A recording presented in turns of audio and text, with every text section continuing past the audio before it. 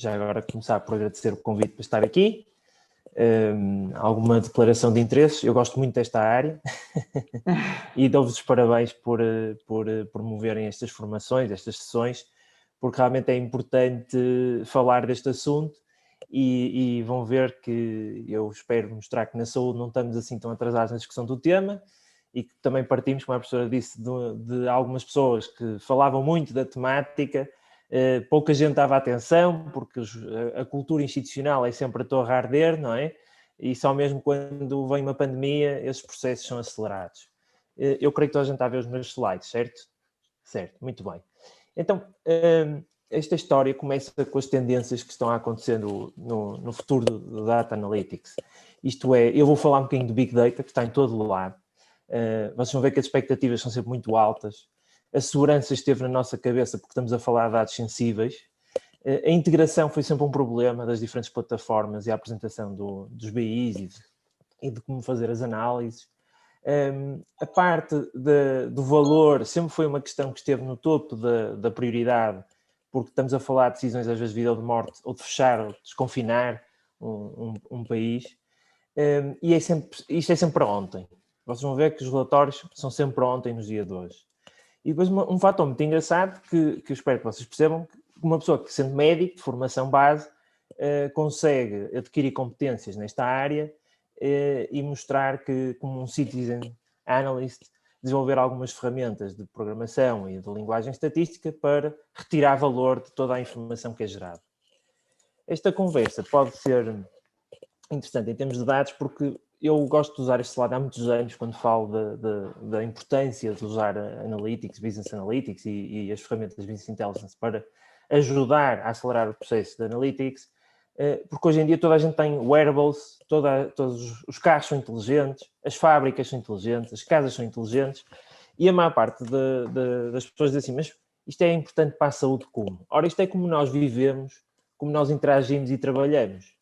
Se isto é algo de fatores de saúde mental que interfere com a nossa vida, que dita dinâmicas populacionais, como devem imaginar, uma questão como uma pandemia, é essencial eu saber como capturar esta informação, porque se eu não souber, eu não vou saber qual vai ser o próximo ponto, hotspot de eventos de surto e por aí fora. E este relatório da McKinsey descreve muito bem a importância de eu perceber de Analytics, de como é que está a evoluir qualquer situação de saúde. E no caso da pandemia de Covid, se eu não saber o que é que vem aí, se eu não saber quais são os sítios prioritários de intervenção, e eu não tiver boas estratégias e conseguir simular o resultado de algumas estratégias que eu quero implementar, a recuperação económica, que é muito importante para todos, como sabemos, nós somos um país que depende muito do turismo, pode não ser a desejável. O outro aspecto desta situação é que nós, do lado dos serviços de saúde, não agora da parte da população, nós temos um sistema que já tem muitos séculos, parece muito organizado, tem este círculo de dimensões da área de diagnóstico, de terapias, de recuperação, dos cuidados primários, e tem um ponto comum, é que tudo isto gera dados. Já não é só papel, o próprio papel é dados, mas estão todos a gerar dados para sistemas digitais. E então, quando olhamos para este novelo, e isto é, por exemplo, um caso de um hospital, isto pode parecer um bocado complexo para uma pessoa como eu que queira tirar valor desta informação toda, e surgem questões muito interessantes quando começamos a olhar para isto. Os dados estão estruturados, não estruturados, estão organizados. E as pessoas podem pensar que muitas vezes já são coisas que já está resolvida há muito tempo. Não, é uma constante e dinâmica, porque a própria saúde tem inovação, tem fatores de mudança, como aconteceu agora com a pandemia, e as tabelas que estamos a alimentar nos servidores nem sempre estão ideais para depois fazer grandes investigações ou tratamento de dados para gerar alertas. O que isto leva é que nós temos que ter um pensamento digital, então, para gerir esta informação toda, que tem estas fases, temos que ter uma estratégia, uma base de dados de preferência normalizada e, no fim, uma tabela de dados para aquilo de forma direta e ampla nos nossos BIs. O modelo de sistemas de informação também já está relativamente bem estudado, já há muitos anos, a dizer que deve ser vertical, a tal parte de saber que temos que capturar a informação local, na comunidade, até à parte da decisão de policy, de políticas de saúde, e há ciclos de vida de BI que devem ser implementados, já estão muito bem estudados como é que devem ser implementados. Isto é, a parte de Business Analytics dedicada à parte da captura e análise de dados, e depois hoje em dia o que eu gosto muito de chamar a analítica visual, de traduzir isto num formato visual para simplificar a informação complexa. Depois a parte final, que graças às tecnologias de cloud conseguimos hoje, é fazer a parte da publicação, em que os dados são tão úteis como a capacidade das pessoas terem acesso a elas, e aí temos agora as novas formas de ter report servers que permitem fazer o quê? A colaboração ser mais rápida e produzir resultados mais depressa em termos de intervenção. Então é fácil agora responder porque é que eu preciso BI e BI na saúde pública. Porque diagnóstico de situação que permitem avaliar o estado de saúde da população são mais rápidos, são mais interessantes, a investigação tem muito mais valor, a epidemiologia pode ser prescritiva em vez de reativa e a decisão estratégica é obviamente mais eficiente, tem maior impacto e até pode haver serviços mais competitivos utilizando estas ferramentas. Não quer dizer que o resultado não fosse o mesmo se não utilizasse ferramentas de computação modernas, mas é muito mais rápido usar machine learning, usar ferramentas de linguagem de programação como R, Python, etc., para acelerar os processos de estudo. E onde é que isto está e vindo a ser desenvolvido? E dou aqui alguns exemplos. Hoje em dia, todos os utentes podem utilizar plataformas digitais para introduzir parâmetros biométricos, seu estado de saúde, informação sobre si, ver o que é que acontece em termos de agendamentos, cuidados antecipatórios. Toda a gente tem pulseiras, relógios, a debitar telemetrias a qualquer segundo. Isto é tudo muito engraçado. Isto realmente drena cada vez mais para plataformas de ferramentas de BI SNS internas. Ou seja, eu estou a falar aqui numa perspectiva de público. Tenho certeza que os convencionados e outras áreas de privado também já têm as suas ferramentas internas de sistemas de controle de gestão. Isto já tem alguns anos, só que tem uma situação interessante sempre por detrás, como disse. Pode parecer tudo muito organizado, mas depois quando vamos à parte operacional, e aqui, por exemplo, o exemplo de um workflow da Viver do AVC, muito simplificada, e estamos a falar de tempos de reação, de intervenção de cuidados de saúde, de poucas horas para ter um outcome de vida ou de morte, muitas vezes, milhares de eventos só na região norte por ano, e que nós temos que conhecer isto. Porquê? Porque cada minuto que eu consiga agilizar em termos de intervenção pode ser um resultado de survival maior ou menor e até mitigação de fenómenos de morbilidade.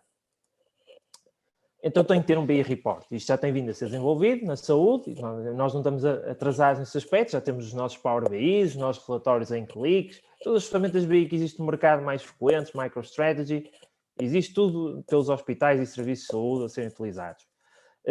Existe, alguns destes são públicos, como é o caso do BI dos CSPs, que tem muitos anos, em que o índice de desempenho global das unidades, qualquer cidadão pode consultar e ver o que é que está acontecendo em termos de qual é a unidade que tem melhor ou pior atividade e assim escolher as unidades mais competitivas, obviamente.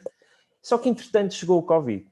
Isto é, todos estes processos que demoravam muitos anos, estes processos de atualização de dados que têm esta arquitetura funcional de recolha, tratamento e apresentação ao user, são muito interessantes, são muito potentes hoje em dia, já são excelentes para a avaliação de produção e muitas vezes em contexto de rotina. Para terem ideia, eu consigo saber em que segundo é que o médico fez uma prescrição e em que segundo é que o utente foi enviar essa receita, em que segundo é que depois foi parar a um hospital.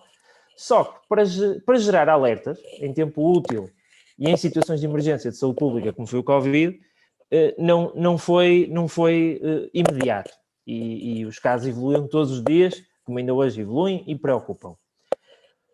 Então temos de ter um processo de gestão de Big Data, e aqui temos uma imagem que está o Dr. Bernardo Gomes, que muita gente costuma ver na televisão. Nós logo no início percebemos que tínhamos que agilizar uma equipa, porque por mais inteligentes que digamos que os sistemas são e cheios de computadores à nossa volta, isto começa com equipas humanas, de pessoas que têm vontade de iniciativa em se organizar, e tínhamos que pegar nas ferramentas que tínhamos. Porque apesar de termos muitas ferramentas em grandes servers, etc., a agilidade tinha que ser apoiada com tecnologia de cloud, com as ferramentas Office, que é o que temos. Nós temos um contrato com a Microsoft, que toda a gente sabe que existe, e então aproveitamos as nossas ferramentas Office, do Forms, do Excel, do SharePoint List, tudo isso para acelerar a captura da informação, que os nossos sistemas são muito bons, mas têm um delay de 2, 3 dias, 28 dias, 3 meses, que não dava, obviamente, para dar resposta imediata às necessidades que estavam a acontecer na comunidade. Obviamente que nós tentamos introduzir já de base, já que estávamos a fazer muitas coisas de raiz, de conceitos de RGPD, porque se nós tivéssemos a garantia de fazer metadados com labeling, com encriptação para haver transmissão segura de informação, se conseguíssemos fazer o tracking da circulação da informação, nós depois tínhamos também uma analítica da própria produção e podíamos ir otimizando os nossos fluxos de trabalho. Rapidamente desenvolvemos até um relatório de benchmarking, porque já havia arquivos internacionais com os dados do Covid que estavam a ser publicados. Novamente, uma ferramenta de Business Intelligence com a nossa interpretação dos dados que estavam a cair por país a nível europeu, e isto dava-nos uma ideia de como é que estavam os nossos hermanos aqui ao lado, como é que estava o resto da Europa, para saber se tínhamos fechar ou não e abrir fronteiras. Também fizemos mapeamento. A grande diferença, eu diria, é que eu antes tinha que pegar no ArcGIS ou outras ferramentas como o R para fazer mapeamento e demorava muito tempo a processar, e hoje, com as ferramentas que temos, e foi quase uma novidade para os serviços, eu achava isto já é tão atual, mas pronto, conseguimos rapidamente cruzar a informação de localização dos utentes, de outra informação que tivéssemos, e em menos de 5 segundos de tempo de processamento, com base nos meus filtros, saber logo como é que estava a situação da progressão da doença na região, em mapeamento, conseguia filtrar por faixas etárias e por aí fora, muito rapidamente. Coisas que antigamente, se eram trabalhos de mestrado, passaram a ser feitas em segundos. Com a publicação dos dados, em termos de transparência, houve outras entidades a fazer mapeamentos, a tentar fazer descrição do que estava a acontecer e a tentar, através da apresentação descritiva da informação, agilizar a interpretação pela leitura desta análise descritiva. E a própria DGS, outras associações, começaram a apresentar esta informação com diferentes tratamentos de dados para apoiar o esclarecimento da população sobre a situação da doença. O que acontece é que nós sabemos muito bem que existem outras formas de análise, como é o caso do Predictive Analytics, a Prescriptive Analysis, e então se calhar podemos ser mais antecipatórios em termos de medidas. Se calhar podemos simular diferentes intervenções ou progressões da doença com base nessas intervenções e saber qual é o melhor caminho ou preparar-nos para os piores caminhos.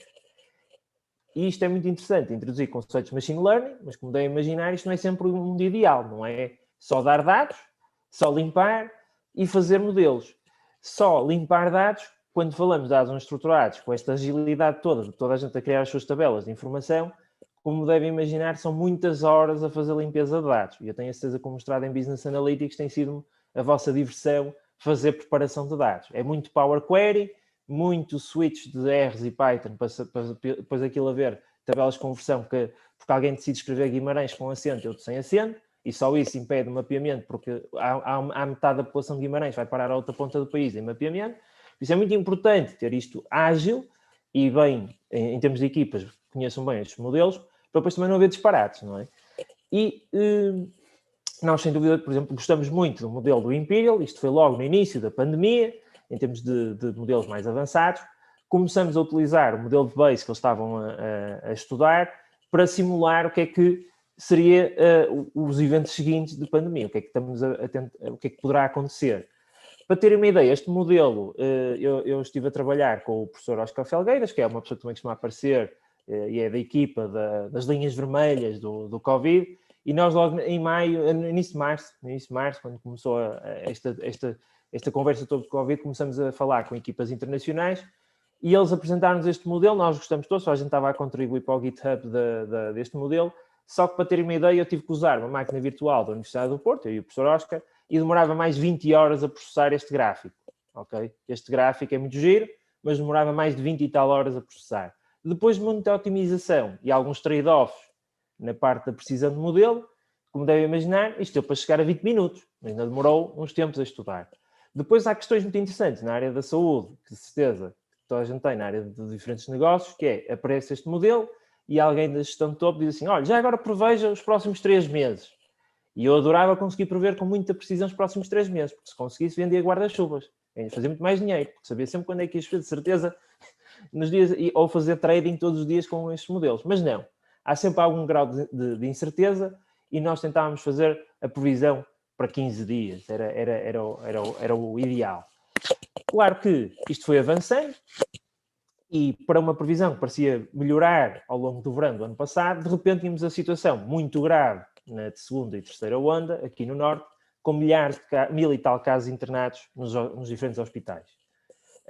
Como devem imaginar, isto causa, o que aconteceu de pandemia causa um grande volume de pressão hospitalar e nós não podemos estar sempre a olhar para tabelas de 14 hospitais com diferentes serviços, diferentes utentes, e então tínhamos que arranjar algum modelo que nos ajudasse a rapidamente clicar 2 ou 3 cliques e dizer assim, ok, esta diferença de hoje é relevante, tenho que me preocupar, qual é o hospital que eu tenho que orientar para pacientes de acolhimento?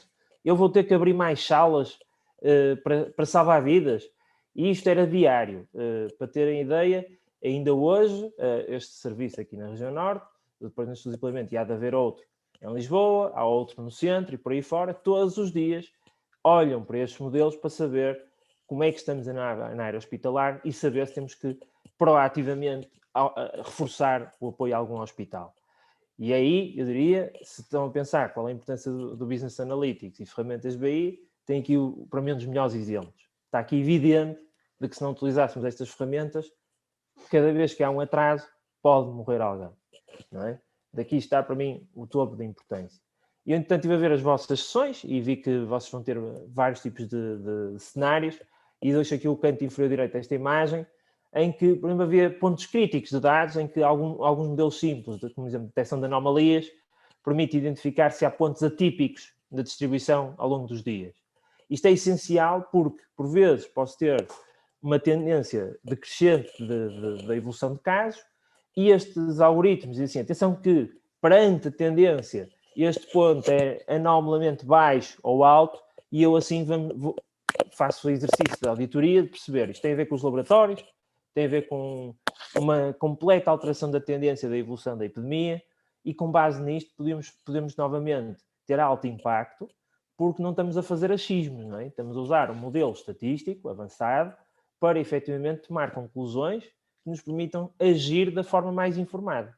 Se eu não utilizar isto e for olhar só para as tabelas e tentar perceber a situação, vou demorar tempo, eventualmente, com base na minha experiência e conhecimento, a equipa pode ou não perceber o que é que está a acontecer, mas demora tempo. E isso era uma coisa que com esta pandemia não íamos ter a oportunidade de perder. Mais avançado, e este é um modelo que foi desenvolvido pela Glint, eu achei estes modelos muito interessantes quando começaram a ser apresentados. O que é isto? Então vamos pegar nesta história que todos temos para trás e eu, sabendo os recursos que tenho, que capacidade consigo ter, e perante a evolução da pandemia, vamos combinar estes dois lados de informação, não é? E vamos ver que resultados é que eu consigo obter para o futuro. Se eu não der mais recursos, porque há uma tendência crescente da pandemia e de pressão sobre os hospitais, vai haver consequências de vida ou de morte, ou de morbilidade. Se estiver tudo bem, até posso começar a reduzir os recursos antecipadamente no dia Y, X, de forma coerente e fundamentada. E este modelo é muito interessante porque, obviamente, ajudou à gestão hospitalar e conseguimos poupar recursos e dinheiro. E está novamente aqui mais uma das vantagens. Não aqui na parte dos resultados outcomes de saúde, mas em termos de gestão, os recursos não são ilimitados, como já uma escola de gestão de certeza sabe isso, muito bem, os alunos de uma escola de gestão, e então temos que os aproveitar da forma mais eficiente e estes modelos ajudar-nos a apoiar essas decisões. Então, qual foi uma das grandes vantagens e agora já que estamos a diminuir um bocadinho a pandemia? É que aqueles projetos que eu tinha aqui, como estava a dizer a professora há bocado, que ninguém me ouvia, ou aqui a equipa era sempre difícil transmitir a importância deles. Um deles, por exemplo, é o Process Mining, que é algo que já existe nas áreas de logística, de engenharia e gestão industrial há muito tempo, mas na saúde estava a ser difícil falar do assunto. Porque é muito complexo, porque nós é que sabemos, temos a cultura de experiência e não é preciso nada disto, que não vai introduzir nenhuma mudança ágil ao sistema. E, por exemplo, aqui no caso de um rastreio oncológico, estamos neste momento, já há algum tempo que eu andava a desenvolver isso com uma equipa, estes modelos Process Mining, mas agora toda a gente quer isto, porque se isto funciona para perceber a cadeia de distribuição de vacinas, não é? Como é o caso agora, é um tema quente, então também há de agilizar o processo de entrega de um teste aos utentes, acompanhar toda a sua evolução numa cadeia de produção e verificar no fim os resultados que tivemos em termos de produção, para perceber, comparando diferentes estruturas, qual é o tempo o momento que temos que intervir de forma cirúrgica. Se vi que eu agora, quando pedi dinheiro para otimizar o sistema, ou dinheiro para orçamento, para saber onde é que eu tenho que agilizar mais recursos, eu agora consigo ter muito mais fundamentação. Não é só um relatório de 100 páginas sobre o assunto, está aqui dinâmico, atualizado todas as semanas, o que é que está a acontecer, e se houver alturas em que haja uma diminuição do tempo da mediana de todas as estruturas que estão a implementar este fluxo de trabalho, eu identifico logo, através de um alerta, a estrutura-alvo e consigo agilizar a cadeia de produção para recuperar os tempos nessa área. E isto está a acontecer desde a Via Verde do ABC, a parte de gestão de camas num bloco operatório, respostas à pandemia, está a ser a novidade, diria eu, mais recente em termos de modelos avançados de análise. Por fim, e concluo aqui a minha sessão breve sobre este assunto, é que nós temos aquela informação toda que eu disse do início do wearables, está na moda, aquele novelo de informação gerou tanta informação que agora temos que fazer alguma coisa com ela, porque aí atropelam aqui os serviços de estudos e implementos, dizer, opá, façam alguma coisa com isto dizem que é o futuro, e então o futuro vai ser este. Eu vou ter BIs clínicos que vão fazer perfis automaticamente de toda a população, ou grupo de populações, e depois vão ter o indivíduo lá no meio, na floresta, não é?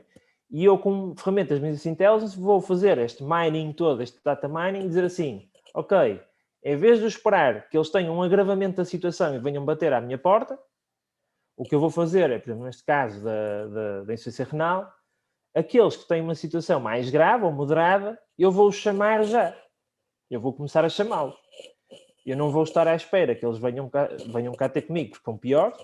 Eu vou começar a ter estas pulseirinhas, estes anéis mais inteligentes que agora dá para os utentes terem, até usar vídeo para estudar frequências cardíacas e outros problemas. Nós hoje em dia, por exemplo, vemos retinopatia diabética por fotografia da retina, e em vez de fazemos um filtro, utilizando estas novas tecnologias, para rapidamente identificar os utentes de risco e dirigir aos cuidados de saúde.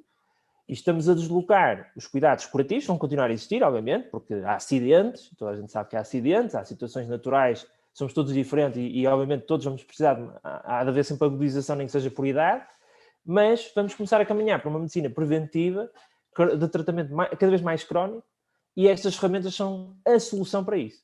Se cada vez que alguém pergunta a mim como é que a região norte é 90 e tal % dos rastreios oncológicos, ou como é que nós conseguimos garantir a otimização da Via Verde, como é que estamos a implementar de forma efetiva as tecnologias de leitura de telemetrias, com a introdução de concept drift na imputação de sinal na região norte, eu digo, porque utilizamos ferramentas de Business Intelligence, passamos tudo a digital, e só assim é que conseguimos tirar desta informação imensa que nos cai alguma coisa que dê para traduzir em valor.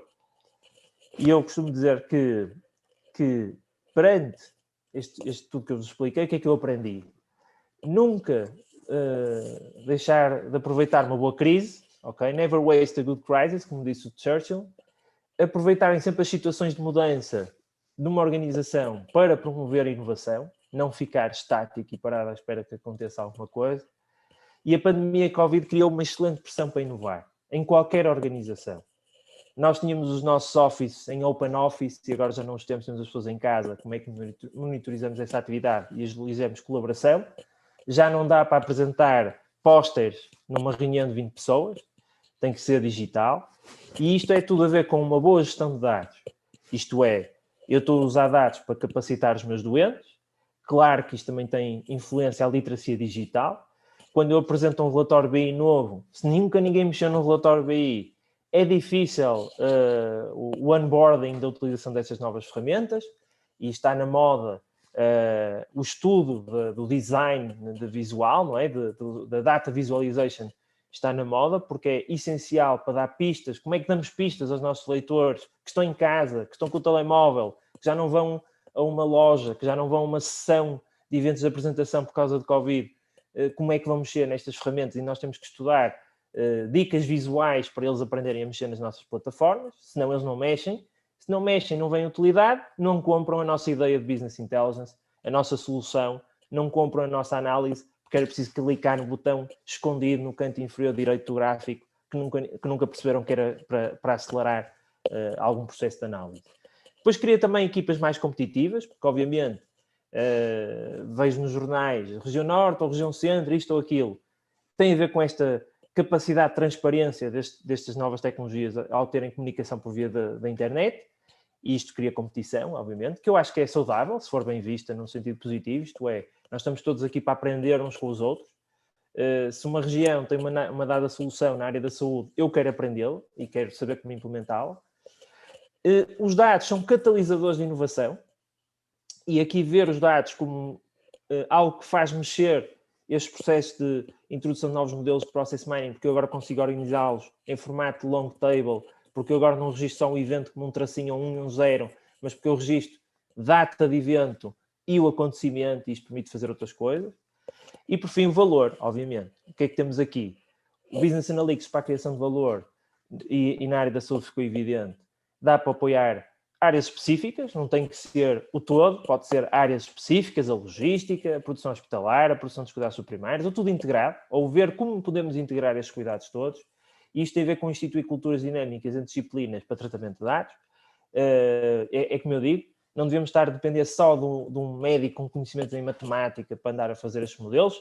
Convém ir buscar mais gente, convém ir buscar matemáticos, convém ir buscar gente da engenharia. E eu tenho muitos engenheiros que perguntam como é que eu fui tratar disto e porque é que eu quis apostar nisto. Ora bem, temos isto agora na mão de todos. O self-service está na mão. Se eu não tenho engenheiro a dar-me resposta, eu tive que estudar o assunto. Pronto, é essa a razão, porque estou aqui a mostrar estes BIs feitos por uma equipa do meu lado, que tem essencialmente médicos e enfermeiros, porque não tínhamos resposta das outras áreas, não custava muito dinheiro, tínhamos as ferramentas na mão, fomos fazendo estas estratégias e soluções. Obviamente que isto, ao dar resposta rápida, a gestão de topo, os gabinetes de gestão de crise, no caso da pandemia, viram valor, apoiaram as soluções e deram recursos. Até porque perceberam que era possível criar fluxos de dados que criavam partilha de dados, já não havia silos, isto é, os dados financeiros passaram a ficar em conexão com os dados de recursos humanos, os dados de produção, os dados dos utentes a chegar aos nossos centros, e nós podemos começar a deslocar melhor e de forma mais eficiente, poupando dinheiro, melhores recursos para dar resposta às necessidades da população.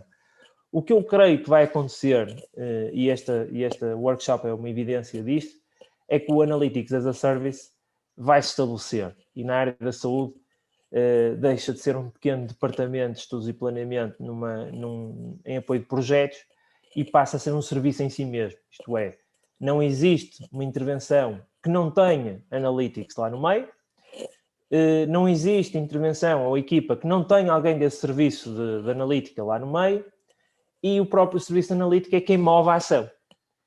Os diagnósticos de situação, os planos nacionais, os planos regionais, passam a ter a iniciativa destes serviços como a verdade do que é que temos de fazer para a frente.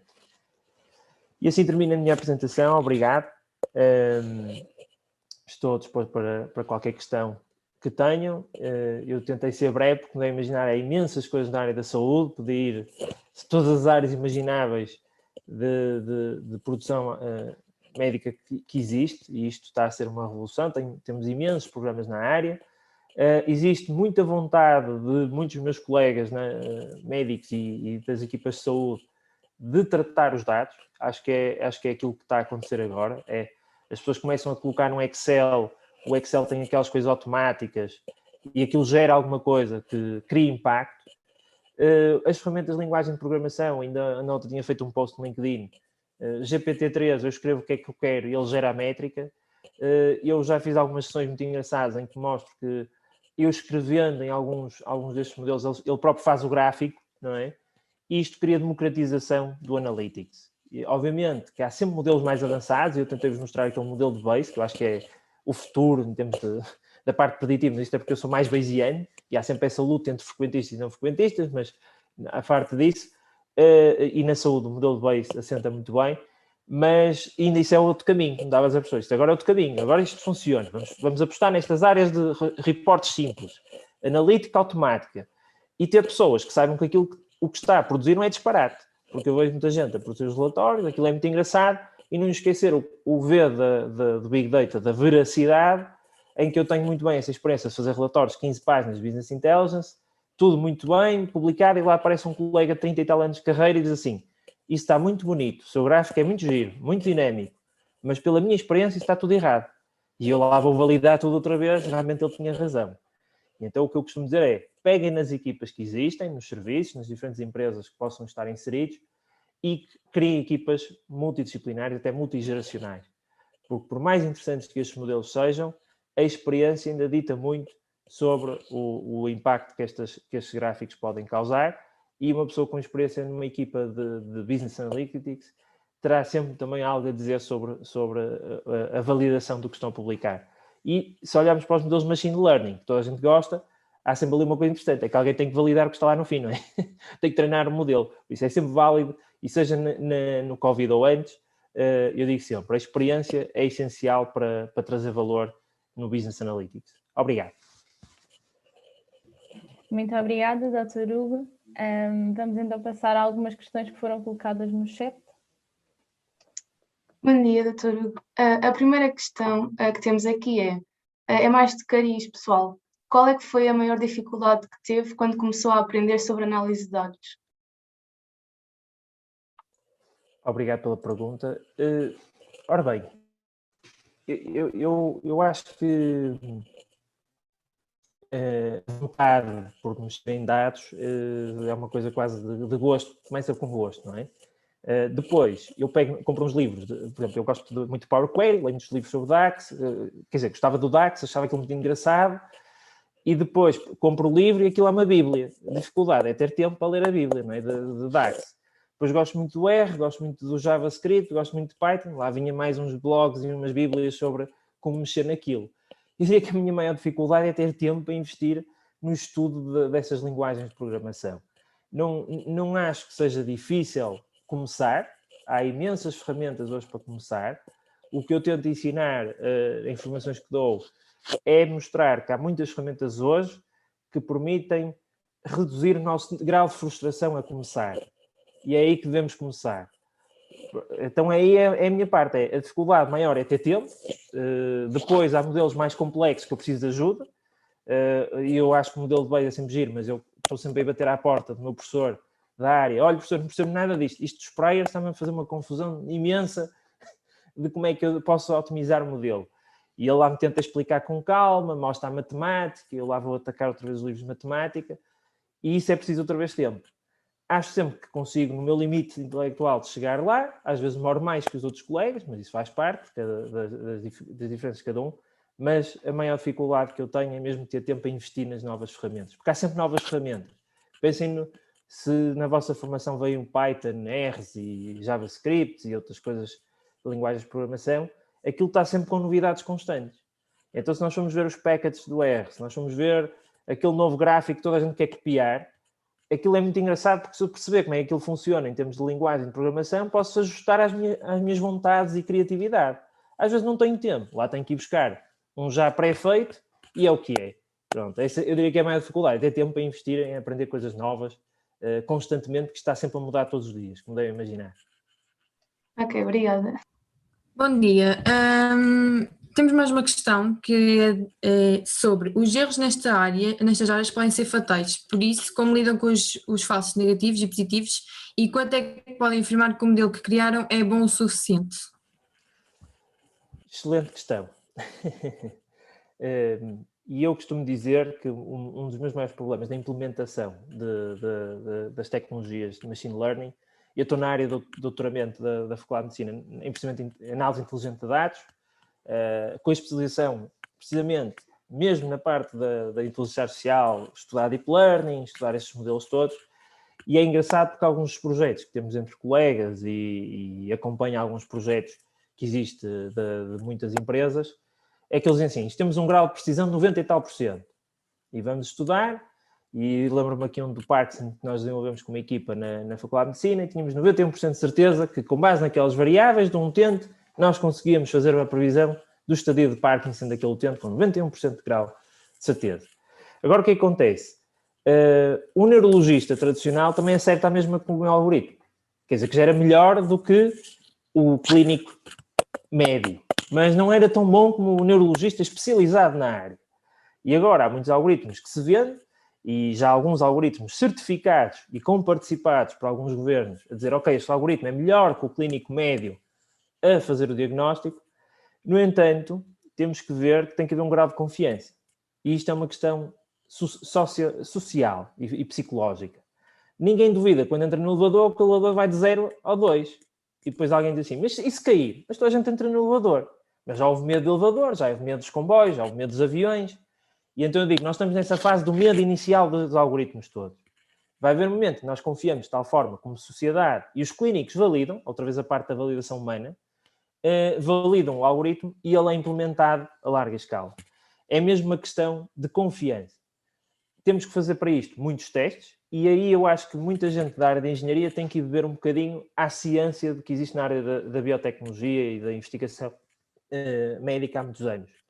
Nós temos temos tipos de estudo, como é, por exemplo, os RCTs, Randomized Controlled Trial, avançados, que permitem-me dar grandes graus de confiança quanto à validação externa da implementação de uma dada terapia. Ok?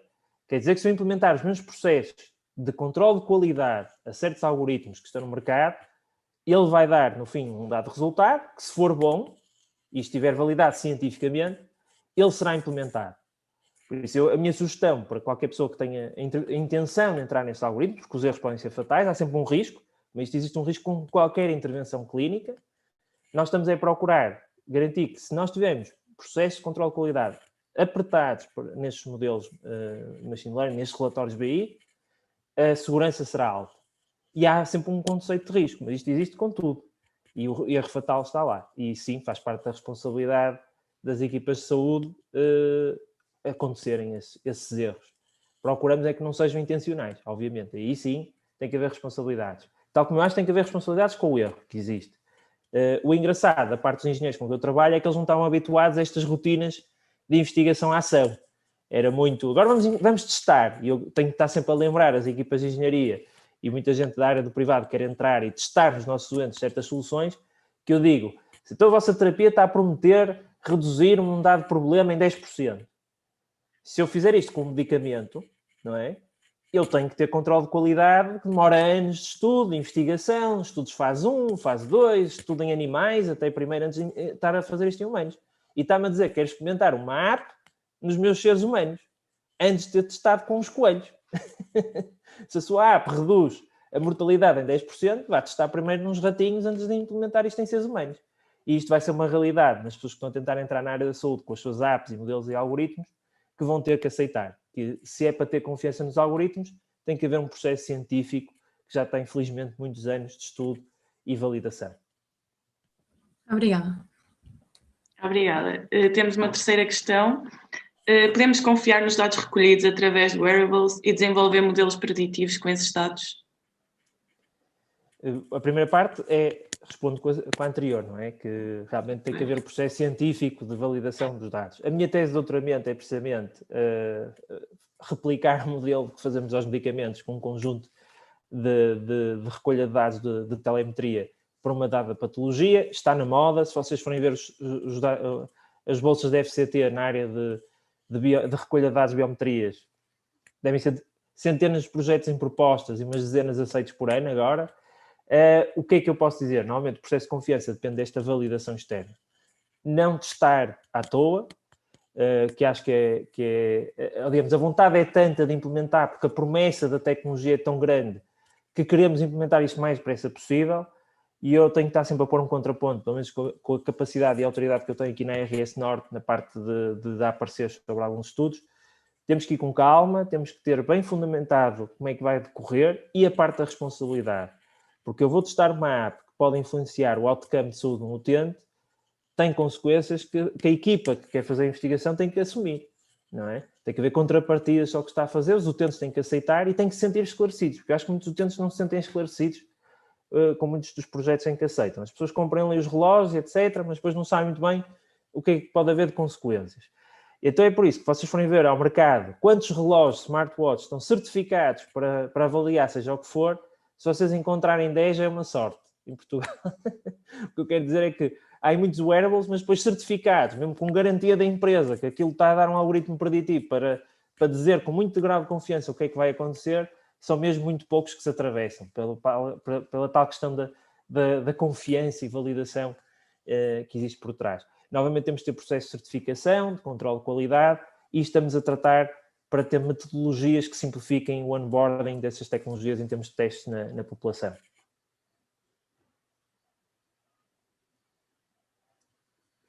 Mais questões?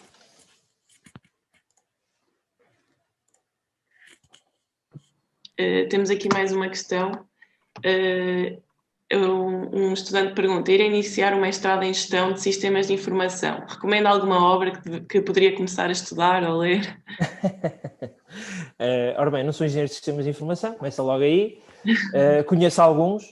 É assim, literatura sobre sistemas de informação não falta. De certeza que vocês terão aí professores muito mais dedicados do que eu ao estudo de sistemas de informação. Mas se vocês quisessem saber as dificuldades de sistemas de informação na saúde, também há literatura sobre o assunto. Não vou estar aqui a nomear nenhum em particular. Até conheço um ou outro que estuda o assunto, por isso não quero criar nenhuma inimizade com nenhum deles. Mas eu gosto de dizer isto na área da saúde. Nós não deixamos de ser um negócio, isto é, há um conjunto de organização, com uma hierarquia de gestão, para dar uma resposta a clientes, a utentes. E o nosso bem é saúde, e na área da gestão, uma das coisas que mais gosto de ter passado eu tenho formação de gestão, e é que bebam exemplos a várias indústrias. E na área de sistemas, na área de logística, eu digo, se isto já está estudado por alguém que tem uma fábrica, se isto já está estudado por alguém que montou os sistemas de uma Sonai, de uma grande empresa, e agora tem uma área da saúde que está a entrar no digital, tem 10 mil profissionais, tem 300 unidades, tem 14 grandes hospitais, com 16 ou 17, depois com as suas pequenas extensões, eu não tenho que estar a reinventar a roda. Não tenho que estar a reinventar a roda. E então, se alguém quer entrar na engenharia de sistemas, a pensar na saúde, veja o que já está bem estabelecido.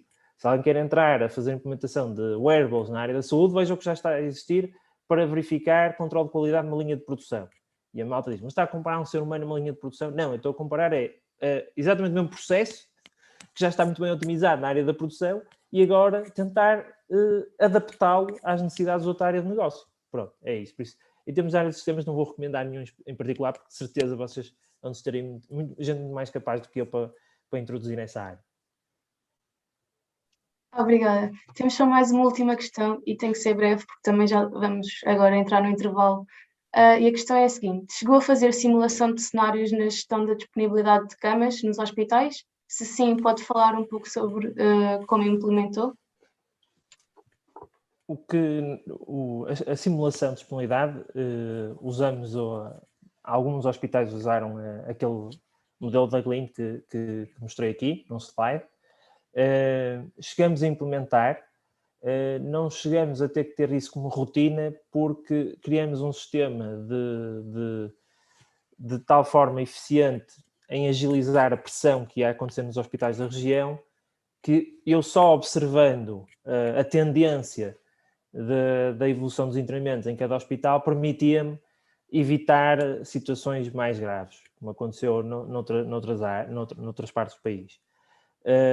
Fizemos algumas experiências em que dizíamos assim, com os dados recursos e sempre com projeções simples. Não andávamos aqui a fazer grandes simulações avançadas, porque felizmente não foi necessário.